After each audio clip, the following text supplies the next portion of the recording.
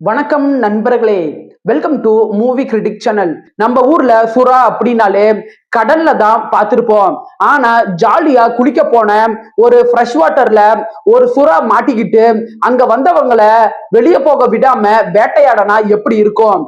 அந்த படம் தான் ரீசெண்டா பிரைம் வீடியோல தமிழ் டப்பிங்ல வெளிவந்திருக்கிற தி டெவில்ஸ் மவுத்.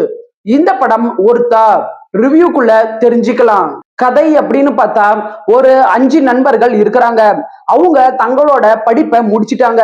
சோ தங்களோட லாஸ்ட் வெக்கேஷனை கொண்டாடலாம் அப்படின்ட்டுன்னு தாய்லாந்துக்கு வராங்க. அங்க இருக்கிற ஒரு அழகான அண்டர் வாட்டர் கேவுக்குள்ள குளிக்கலாம் அப்படின்ட்டுன்னு அங்க போறாங்க.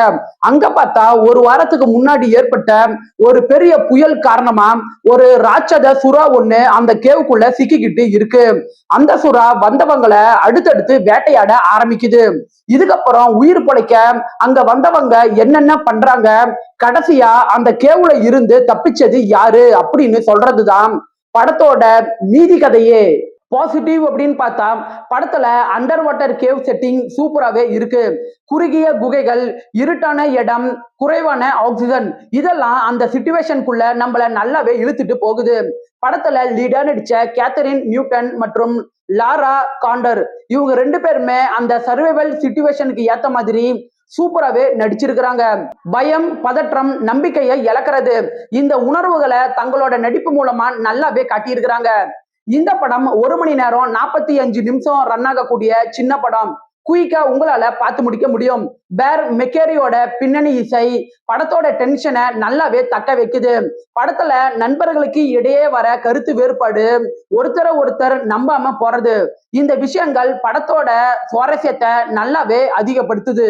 குறைகள் அப்படின்னு பாத்தீங்கன்னா, வழக்கமா மான்ஸ்டர் அட்டாக் படங்கள்ல நாம எந்த மாதிரியான ஒரு கதைக்களத்தை பார்த்து பழக்கப்பட்டோமோ சேம் அதே மாதிரியான கதைக்களம் தான் இந்த படத்துலயும் இருக்கு.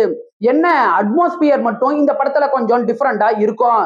நீங்க 2005 வெளிவந்த த டெசன்ட் படம் பார்த்துருந்தீங்கன்னா இந்த படம் பார்க்கும்போது அந்த படத்தோட ஞாபகம் சில இடங்கள்ல வந்துட்டு போக தான் செய்யும். படத்தோட செகண்ட் ஹாஃபோட திரைக்கதைக்கு இன்னுமே கொஞ்சம் ஃபோக்கஸ் பண்ணிருக்கலாம்.